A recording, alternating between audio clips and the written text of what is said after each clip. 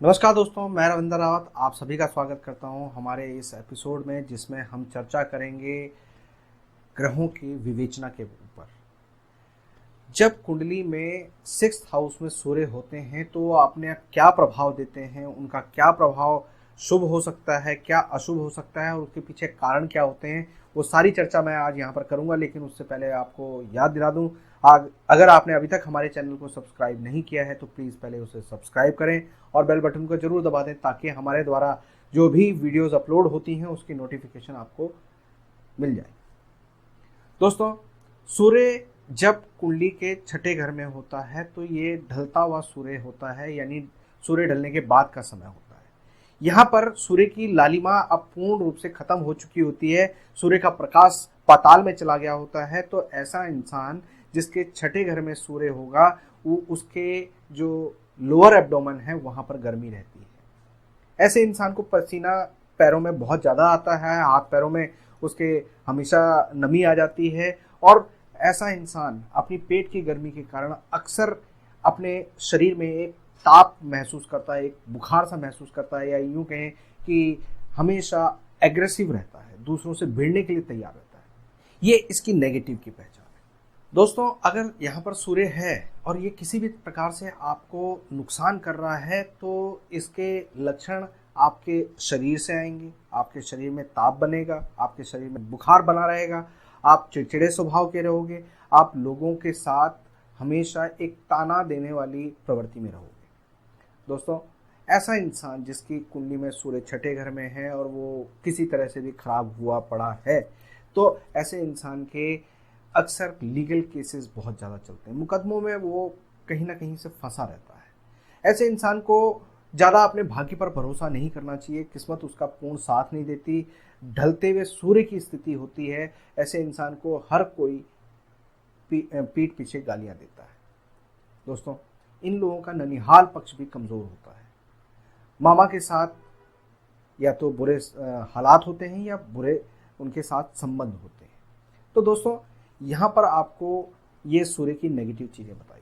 सूर्य की पॉजिटिव चीज़ें ये होती हैं कि यहाँ वाला इंसान जिसके सूर्य यहाँ पर होगा वो सरकारी नौकरी को प्राप्त करता है। ऐसा इंसान अपने जीवन में किसी भी संघर्ष के लिए बहुत ज़्यादा जुझारू रहता है और अपने इसी प्रवृत्ति के कारण वो अपने जानकार लोगों में, अपने परिवार के लोगों में काफ़ी फेमस होता है इस बात के लिए कि इस इंसान ने अपने जीवन में बहुत संघर्ष किया है। ये ग्रह यहाँ पर प्रॉब्लम क्यों करता है और किन कंडीशंस में करता है? जब भी कुंडली में सूर्य छठे घर में हो और बुध 12वें घर में हो तो ऐसे में यहाँ पर ये योग जो बनेगा ये सिर्फ वर्ष कुंडली में बनेगा। तो यहाँ पर ये योग आपके बीपी को हाई कर देगा, आपको मेंटल टेंशन देगा, आपकी नींद को खराब कर देगा, आपको हाइपर टेंशन दे देगा। तो यहाँ पर बीपी को ठीक करना बहुत जरूरी होता है, बुध को ठीक करना बहुत जरूरी होता है। जब भी कुंडली के सूर्य छठे घर में हो और शनि 12वें घर में हो, ये जन्म कुंडली में हो, तो ऐसे में स्त्री के लिए घातक होता है, यानी स्त्री पक्ष के लिए नुकसानदायक होता है। पत्नियों पे पत्नियां मरती हैं, गृहस्थ सुख में कमी आती है, तलाक हो जाता है या गृहस्थ की प्रॉब्लम बनी ही रहती है। तो ऐसे में इनका उपाय करने की जरूरत पड़ती है। जब भी कुंडली में सूर्य छठे घर में हो और मंगल ऐसे में 10वें घर में हो तो यहाँ पर ये पुत्र संतान के लिए नुकसानदायक हो जाता है। पुत्र संतान की डेथ होती रहती है, बार बार उसको कोई ना कोई चोट लग रही होती है, वो कोई ना कोई ब्लेम में फंस जाता है, किसी न किसी तरह की परेशानी क्रिएट कर देता है। तो ये सारी स्थितियाँ इस योग में आती हैं, इन कंडीशंस में आती है। तो जब ऐसे हालात बन रहे हों तो आपको यहाँ पर उपाय क्या करना है? एक तो सूर्य छठे घर में जब भी हो तो आपको सबसे पहले जो सूर्य की नेगेटिव चीज़ें होती हैं, नेगेटिव आशियाँ होती हैं, चींटियाँ जो लाल रंग की चींटियाँ होती हैं, भूरे रंग की चींटियाँ होती हैं, छोटी छोटी जो बहुत तेज़ काटती हैं, उनको आप आटा चीनी ये मिलाकर थोड़ा सा तवे में भूनकर इनको रोज़ चींटियों को डालें तो इससे आपको बहुत फ़ायदा मिलता है। बंदरों की सेवा करना आपके लिए बहुत अच्छा होता है।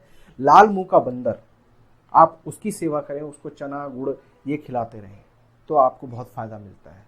आप मिट्टी का एक लाल बंदर जो हाथ फैलाए हुए हो, भीख मांगते हुए हालत में हो, उसको अगर आप अपने घर में इस तरह से रख देते हैं कि जब भी कोई दरवाजे से एंटर करे तो उसको सबसे पहले वो नज़र आए, तो ये आपके नेगेटिव प्रभाव को कंट्रोल करता है। ये छोटे छोटे उपाय और इन बातों को आप समझ गए होंगे। किसी भी तरह का कोई सवाल हो, डाउट हो, तो हमें कमेंट बॉक्स में ज़रूर लिखेगा। लाइक और शेयर करना बिल्कुल मत भूलिएगा। फिलहाल मैं अपनी वाणी को विराम देता हूँ। नमस्कार।